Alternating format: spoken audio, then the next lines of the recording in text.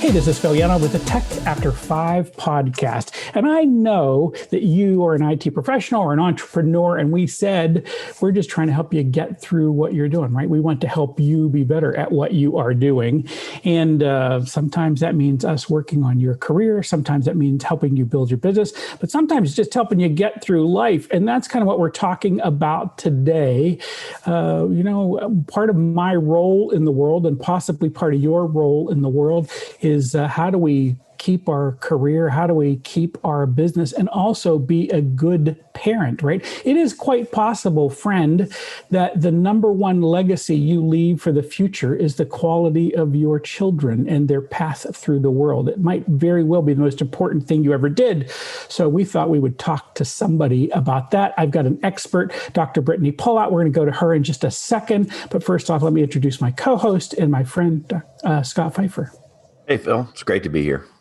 It is good to see you, friend. And I almost called you Dr. Scott Pfeiffer. I don't know what that would be a doctor of. Well, you know what? There could be. We could call you that, but we're not going to do that today. But I do have Dr. Brittany Polat. And so I want to read this little bit because I think it's great. It's Dr. Brittany Polat. She is a writer, mother of 3, and a practicing Stoic. Remember, as a Stoic, we are all practicing. Her newest book is Tranquility Parenting, a guide to staying calm, mindful, and engaged. And today, I am delighted to have her as our guest on the Tech After 5 podcast. Brittany, welcome. Thank you, Phil. It's great to be here. How are you feeling? Are you good? We're good. Yes. So far, so good. Yeah. All right. I mean, I just, that thing, like part of this is how are we doing in the world? And I want to know how you are doing in the world. I am happy that you are here. Brittany, I think this is a thing that, as us as professionals, like I said, people are running through businesses and all that. I think it's super easy to forget that role of us as a parent in the world. And I think also we are in a particular time when this job got harder. I mean, I will tell you that, right now, here we are. This is January as we're recording this, probably going to come out in February, but it's January as we're recording this. We've been in lockdown for the better part of a year, so to speak. I mean, hard to get out. Our kids have been home more than all. I mean, I think being a parent can be kind of it can be a challenge. I know that from my own point of view. I think you're the right person for the right time. And I want to know, you've got a book, we've talked about this, but all that was you, what you've done before. Now we're here in lockdown. How has this affected your ideas on what it means to be a good parent? Well, obviously, this is a challenging time for everyone, but I have to say it's a great time to be a Stoic. If you're going to live through a pandemic, it's good to be a Stoic. Stoics went into this, I think, in a better position than someone who maybe hadn't thought about their life philosophy so much, because Stoicism actually teaches you to be prepared for anything. I mean, we weren't prepper level prepared or anything. We weren't stockpiling cans out back, but you have a mindset that today is one way, but tomorrow might be different. So let's think about being thankful and grateful for what we have today, and also preparing for tomorrow. So we build that into our practice as Stoics. So if you're going to be living through a pandemic, you can keep your calm, for example. Everyone else is running around in fear and panic, and Stoics are able to focus on, okay, let's focus on what we can control. Let's stay calm. Let's take it one day at a time. So, you're in lockdown with your family for almost a year. Okay. Stay calm, focus on what you can control, break it down moment by moment. You can handle it.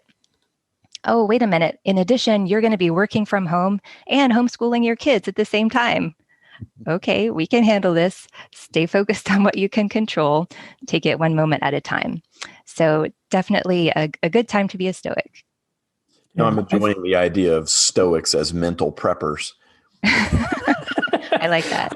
I think there is a thing to that, isn't there? I mean, but I think that here and now thing, hic et nunc, right? I mean, that is a principle. You did two. You had two in there that are just absolutely core principles, but I think they help us as parents, as people in this, right? Because part of this is just to be a good exemplar, right? Just not to lose our own head, but being here and now and focusing on what we can control.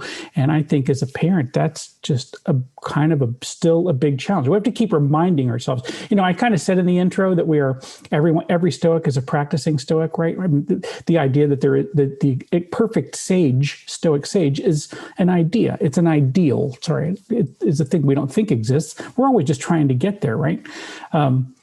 So I'm kind of curious about this from your perspective at the moment. I think, how is this working for you as a parent?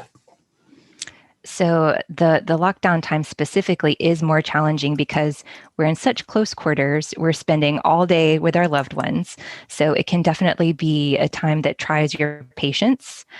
So it's a great time to focus on maybe what you love about your children. I think that's actually one of the keys to being successful as a Stoic or any kind of parent, is to not only focus on, oh man, they're over there making noise, they're leaving their dirty dishes all over the place. You also want to focus at the same time on what they do right. And so Stoicism, by keeping us in the moment and making us analyze our thoughts, can also help us to be more positive and really find that enjoyment. So I think for me, that's been one of the keys also to surviving lockdown. We're not just staying calm, we're also learning to take what's there and enjoy our family for what they are, instead of focusing on what they're not. We're focusing more on what we have and appreciating them for who they actually are. Yeah, I like that. I think it's a lot about mental discipline. And I think one of the advantages of Stoicism is it gives you a framework to wrap your discipline around, right? What should Absolutely. I be doing? How should I be doing it? And the practicing part is we screw it up a lot. And then we say, okay, we forgive ourselves, but we know how to get back to where we need to be. I read some of your stuff, which my kids are grown now, but I do have two children that I parented. And I was especially interested in your thoughts on character versus personality. And so could you tell us a little bit about your ideas there about character versus personality? Yeah, sure. Well, Stoicism is all about character. And this is especially important for us today because we see so little of it in the wider world. Things tend to be very superficial, and personality is one of those things that is also, I look at it as personality is the superficial level of what people are. It's what people see when you go to a party, maybe. You're outgoing, you're shy, you're awkward, you're weird, whatever it is, that's a superficial level. It's not who you really are inside. And so what we want to do as Stoics and as good people trying to live a meaningful life and be happy in this strange world, we're going to be a lot more effective and a lot happier if we focus on the internal level, which is the level of character. So you can distinguish between the two, and whether you're out in the world, whether you're in your job, whatever you're doing, think about the person you're interacting with. Is this on the level of personality or character? And then in the home, when you're raising your children as well, it really helps to focus on, okay, so your teenager's not cleaning their room. Is this on the level of character, personality? What's going on here? So it helps you to really make good decisions as you're parenting as well.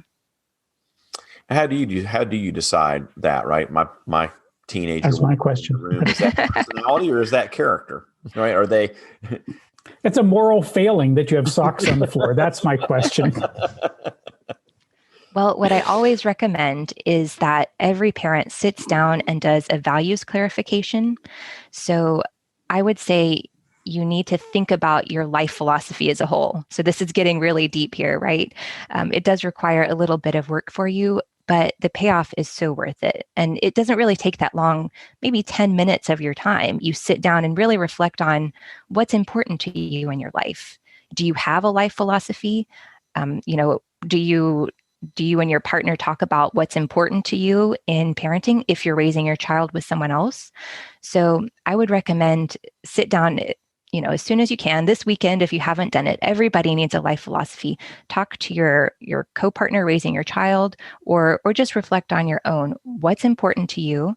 And what do you want to impart to your children? So this exercise takes 10 minutes, but it can really help you in your daily life. After that, you can always come back to that and say, okay, I decided that what's important to me is that my child is a kind person, for example. They help a friend in need.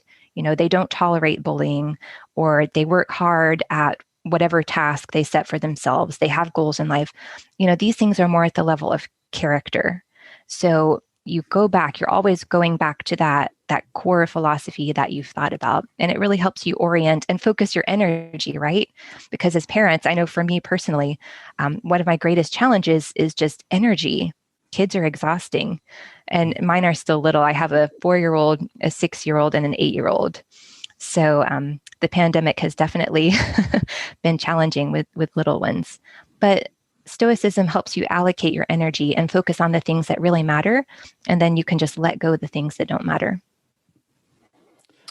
Well, let me ask you a question. I want to follow up in there because, of course, we've talked about values clarification. I think that's an important thing. Scott and I have talked about it a couple of times, and of course, we had Don Robertson was on here before. He's also a cognitive behavioral therapist. But what is the exercise you like to do? How do you do what's a quick way for you to go through? I'm just kind of curious about how you approach it because we've done it a bunch of different ways. Well, the initial time, I think it's helpful to, if you have time, maybe do some research and see what other people have done first. And of course, in the Stoic community, there are lots of resources. I could recommend that you go to the Modern Stoicism webpage, which is just modernstoicism.com, Sure. and search for values clarification. There are some really great ideas from experts on how to get started. So, that's a quick way to get you started and get you thinking. I also recommend, as you follow up, so after that initial exercise, when you're sitting down and going through everything, that you refresh your memory on a daily basis. So one of the things I really recommend for people is building your thoughts, whether it's a premeditation for the day ahead, or however you look at it, whether you're reconnecting with your values, you build it into your daily routine. Something that you've got to do every day. Maybe you're commuting to work. Well, of course, none of us are doing that right now. But maybe you're brushing your teeth. This is a great time. You have 2 minutes every morning. You got to do it, right? You can't skip it. So you connect that. Okay, now I'm going to think about my day ahead, how I'm going to handle problems that might come up with my child. Is this going back to the values that I've set for myself? And so forcing yourself to get into that routine keeps it fresh in your mind at all times. Yeah, I like that a lot. And I think there's just a bunch of ways to go about it. I think putting back to the Modern Stoicism site is a great place to get some ideas. Parenting wise, this is still, like I said, it's a challenge. There's lots of things, and there are some practical things. Like I said, first off, starting with this idea of let's figure out what is going to be important to us, because we can't win every battle, right? That's one of the things. We're going to give up a lot. And when we say give up, we said we're going to focus on this moment in time because we know that's important. We're going to focus on the things we control as opposed to things we can't control. But in that moment, then it's, well, what is actually going to be the thing that's kind of important to me? What other sort of practical things do you think that I know you've written about this, so you got a whole book on these bits and pieces, but what are some practical things that, when you talk to people, they're going, oh, wait, this is important. This works for me. This is what I need to be doing with my kids to kind of get some of the chaos back out of my life. Well, I think one thing that we tend to forget when we talk about parenting is that it starts with you, the parent. I mean, a lot of people, when you say parenting tips, you're focusing on what you actually do when you interact with your child. And that is important. But I think we need to also focus more on the kind of person you are. Being a good parent means you're a good person first. So getting your own house in order, or as they say, putting on your own oxygen mask first, make sure that your mind is in the right place. Make sure that your state of mind is not agitated, is not, when we're stressed out, we're feeling a lot of pressure from something like a pandemic or from lots of work, whatever it is, we tend to get, irritable, or we start getting farther and farther away from our values because we're just not thinking about it. So I think putting on your own oxygen mask first is really important. And I'm speaking from personal experience too. I used to always wonder, before I learned about Stoicism, I used to always notice that when I needed my kids to behave the most, we were out somewhere, I was stressed out, running around, that's when they were acting their worst. And I was always thinking to myself, why does this always happen? When I need them to be the best, they're at their worst. And then it dawned on me, wait a minute, they're at their worst because I'm at my worst. And I'm the one who's actually causing this instead of the other way around. And so that's when I really started to focus on, making sure that my behaviors were the way I wanted first before I started looking at theirs. So I think it's easy to put all the focus on what the child is doing, but we also need to focus on what we as parents are demonstrating for them. Yeah, I think that when it comes to character and teaching character, all of the character traits are things you can model. Absolutely. There may be personality things you can't model. Like if I want my kid to be a great baseball player, I may not be able to model being a great baseball player. But all the character things are things that can be modeled, and modeling is the best way to teach. I can't teach my child to handle problems with equanimity if when there's a problem, I flip out. It's like teaching someone that it's not okay to hit by hitting them. It's just not going to work. So I think you're exactly right that you have to focus on yourself first and say, okay, what character do I want my children to have? And do I have it? Or can I learn it and model it? Because if you're not modeling it, it's going to be tough to teach it.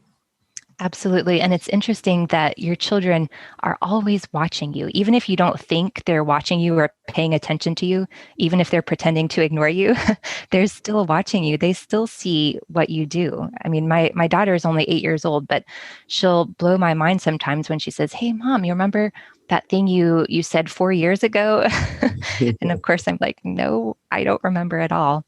But they're picking that up, even things that you don't know you're conveying to them through your attitudes, through your behaviors, through the things that you find are important in life, through your emphasis, through your random comments, all that, they are picking that up, and that is going into the life that they build for themselves.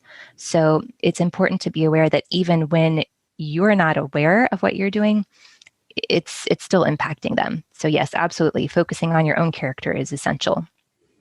Yeah, and so that the point I hear you making is, model that behavior, right? Same thing Scott was saying, but model behavior. So I think being able to come back to yourself at any given moment and say, okay, in this moment, if my kids were doing what I am doing, would I be okay with it? Would they be okay with it? Am I being the exemplar that they want? And I am with you, by the way. I know Scott got more opportunity for this than me, but when your 12-year-old kid comes up to you and says, well, 4 years ago you said this, and you're like, oh my God, you weren't supposed to remember that. Yeah.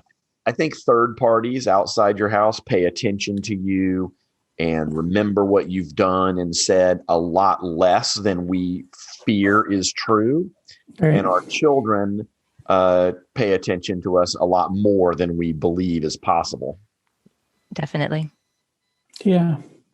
So in this moment, we know that modeling is important. Having clear values is important. Modeling is important. You have a particularly interesting perch to me, Brittany, and that is you've got a Facebook group that's got quite a few people in it who are parents who are trying to be better at what they are doing. I am curious as to what kinds of questions and things are they wrestling with that you're able to kind of help them find a Stoic method to.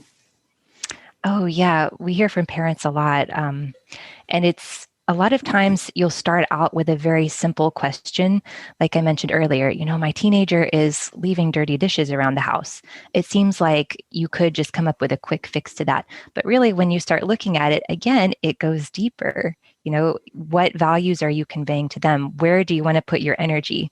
If your kid is generally good, they're focused in school, they have a job or something like that, maybe you can back off of the dirty dishes. So I think it all goes back to just really going back to those core principles, whatever problem it is. And I've been writing about Stoic parenting for almost 5 years now. And it's kind of repetitive because, whatever that daily problem is that you're dealing with, you can solve it usually by defining, again, what's important to you. And then, you might need to go look for some specific strategies to address, better communication with your child. And I'm all for looking for information from parenting experts on solving those particular problems. But as long as you're keeping in mind that core principle from the very beginning. Yeah. For me, one way of conveying core principles was to have sayings, right? You reduce the core principles to sayings that you repeat often with your children. Like, we strive for excellence in everything we do, or we overcome obstacles. That's how we are, just little sayings about the family that you can repeat over and over again that just sort of drill down into their head. And when you hear them start saying them back or saying them to their friends, that you've really penetrated into that consciousness. Absolutely. Yeah, I'm glad you mentioned that, because one of my favorite sayings actually comes from the Stoic philosopher Epictetus. And he was a famous teacher in his time, and he would always kind of really give his students some tough love when they were complaining or not doing what they were supposed to. So one day a student was complaining to him, why is my nose running all the time? Why do we have to have runny noses in this world? Our world would be so much better if nobody had runny noses. And Epictetus just told him, you have hands, just wipe your nose. Instead of wasting all your time complaining about runny noses, think about what you have to solve the problem and wipe your nose. And so I've started using this as, like you say, a kind of shorthand saying with my kids. We have a goal this year of reducing complaining in everybody. No more whining. I think this is something a lot of parents can relate to. And so, we talk about this together. And now, instead of saying, stop whining, it's not that bad, I just tell them, wipe your nose, because we've talked about this saying of Epictetus. And so it really gets the point across. It's very visual. They can picture it. They know what it means, even though they're little. So yes, absolutely. Stoicism is full of these pithy and wise sayings. Mm-hmm. Yeah, I have a good friend who's their saying in their house always is, we will continue to march in triumph over all adversity. And no matter what comes up, if they start the whine, it's like, well, we're just going to continue to march and triumph over all adversity. And everybody knows it, and they'll say it too. It just becomes part of the fabric of your family. That's awesome. Yeah. I like that. I really loved your posts, Brittany, about the wiping your nose, because I thought that's just spot on, right? Got a problem? Just solve it. Just solve it and move along, right? Let's not talk about this. Let's not complain and whine and moan and all the rest. Let's just solve the problem and go along. The saying in my house that the kids know is a quote from Thucydides, and it always comes up when someone says, "That's not fair." And they said, and Thucydides said, in terms of fairness, that's a thing between equals. In the real world, the strong do what they can and the weak suffer what they must. And my kids can quote that quote from Thucydides. The strong will do what they will and the weak suffer what they must. That's just the way it goes. I don't know if that's a great value lesson, but it's the idea. It's like, here we are. What are we going to complain about? We're just going to do what we got to do. It's just what it is. But I like that. And of course, I think you're absolutely right. All philosophers were this way, right? The Stoics, I think, had thousands of years to kind of perfect this aphorism bit, right? They really liked laying out just one little bit, focus on what you control, not what what you can't, those kinds of things. They had lots and lots of aphorisms, but wipe your nose is a good one. I am... Well, so I want to make sure I left room. Was there any other things that you're hearing? The complaining is a big one. Was there any other things that you see in your Facebook group that you think, man, I'm answering this question again and again and again? Are there other kinds of things like that? Well, I think people are always looking for resources to get started. And so we're fortunate to have a lot of Stoic writing these days that is aimed at people who are just starting out. So we might talk about this more later, but there are an increasing number of resources on parenting and for people who are just getting started. So I can recommend some of those if you like.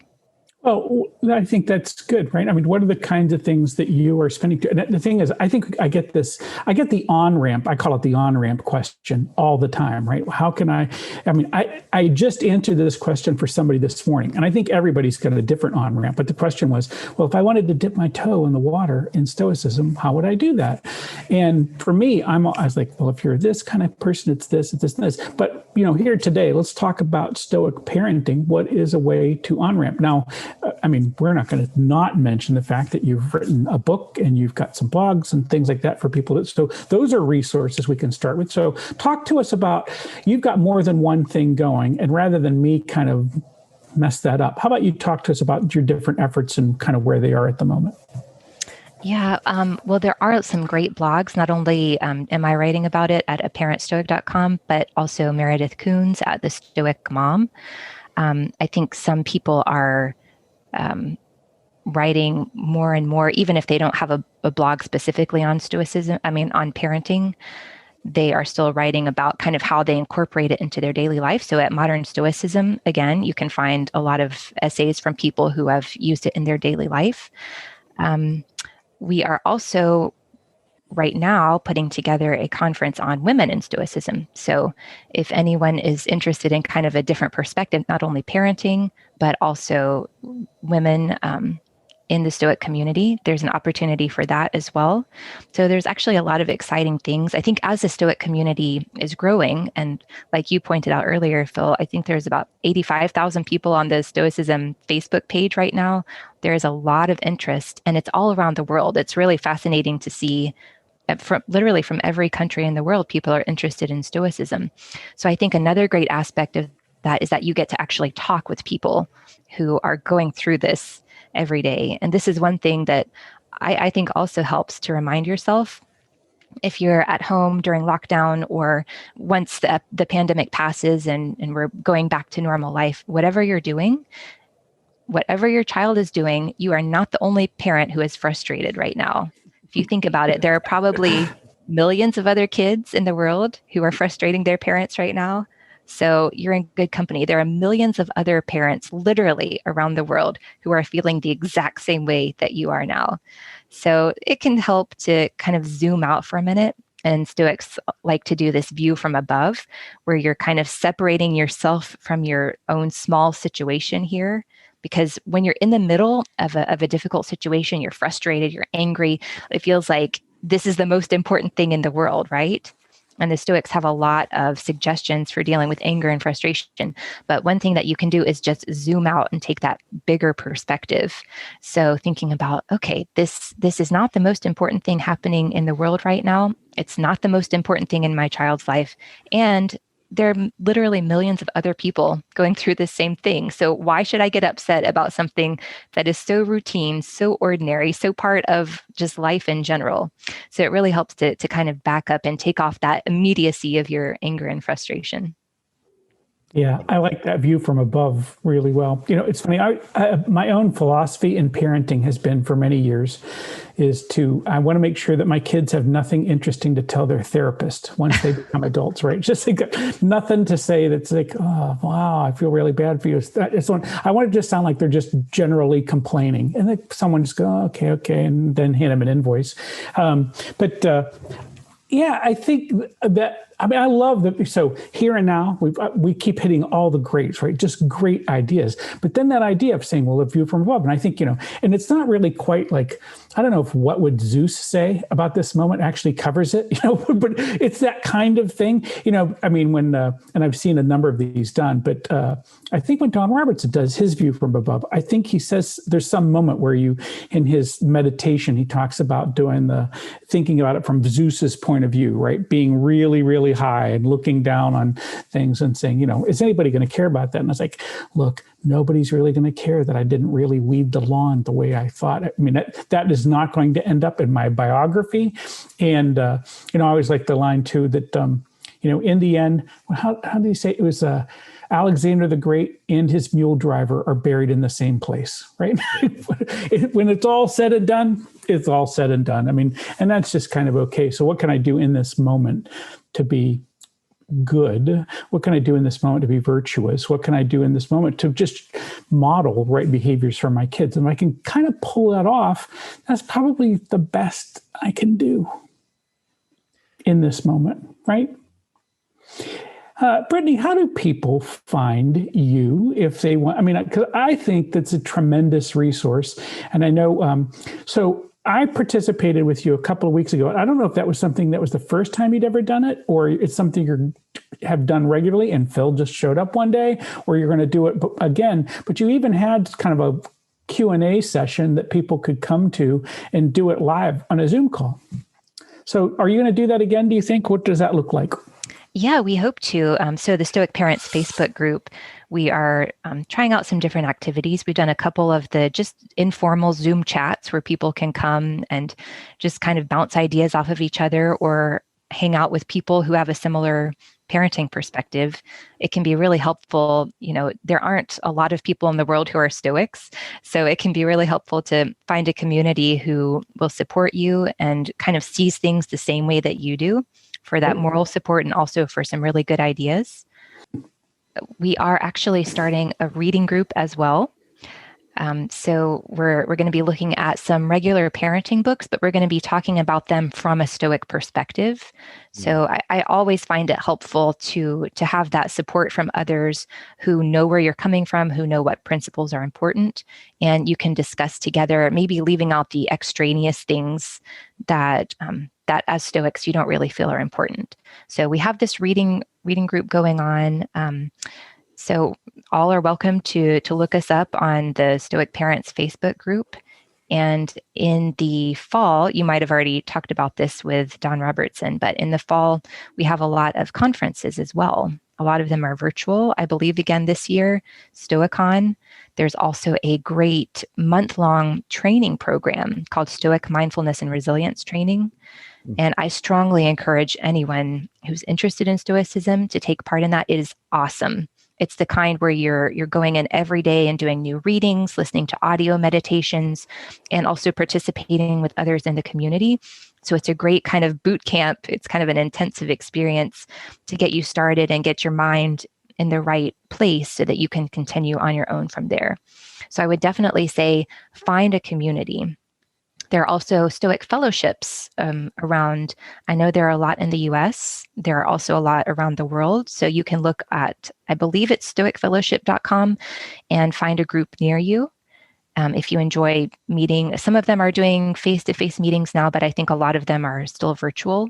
So it's a great chance to meet other people, again, who share your point of view and like talking about this kind of thing. So definitely get involved. It's kind of funny because there's this kind of misperception of Stoics as really gruff and, maybe isolated or not interested in other people, socially awkward, that kind of thing. But it's not true. The actual philosophy of Stoicism says that we should be reaching out to others. We're part of not only our local communities, but the world community. So it's really important to not just sit around thinking, not being an armchair philosopher, but getting involved in the world and interacting with others as well. Yeah. Boy, you covered a lot of ground right there. That's awesome. Well, the good news is we'll put some notes here. We'll put those in our notes as well. Folks can come find the group and go find some of those other things as well. But there are a lot of resources out there if you want to be a Stoic, which is part of being a Stoic parent. It is a great, and it's a way to keep your equanimity as you go out a turbulent world at the moment, right? So it's kind of helps you get that way through it. So we're going to put the links to your group and everything. Is there any other way you would want people to reach out to you? How would they find you if they want to find Brittany Polat? Yeah, I have a second website. So a Parent Stoic is the one that's focused on parenting. If you decide that you want to go deeper, I have another website called livinginagreement.com, which looks at kind of moral psychology, and it's a humanistic perspective on Stoicism. So how do you actually put these into practice in your daily life at a deeper level? And what does that mean for who we are?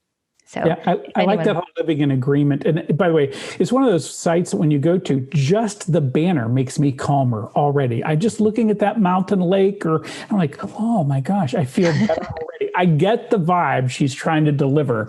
So I think there's a lot of great material there as well. So that's living in agreement. And of course, I like the whole, this is what we're trying, living in agreement with nature is what they meant when they said what you were headed out. So I like that very well. So super.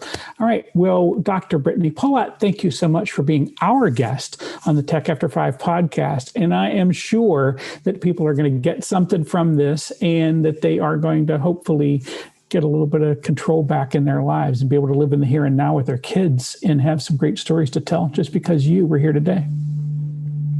Thank you for having me. It was fun. Good luck to everyone. Yeah, good luck indeed, right? Good luck.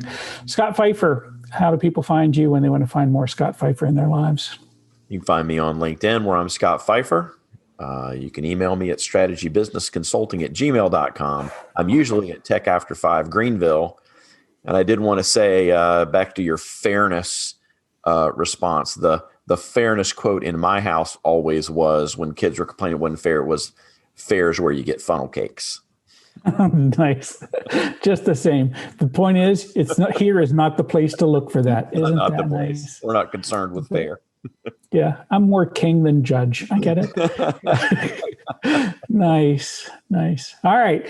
I'm Phil Yanov, and we want you to come visit us at Tech After 5. Our events are generally almost all free to attend, techafter5.com. The idea is to get you to come in, meet some people, advance your career, or to build your tech business. We want to help you do that, and we then have all kinds of training and help. And of course, we got more things coming up for you to learn how to do what you are doing. Come join us and do it with us at techafter5.com or ta5.com. Thanks. See you next time.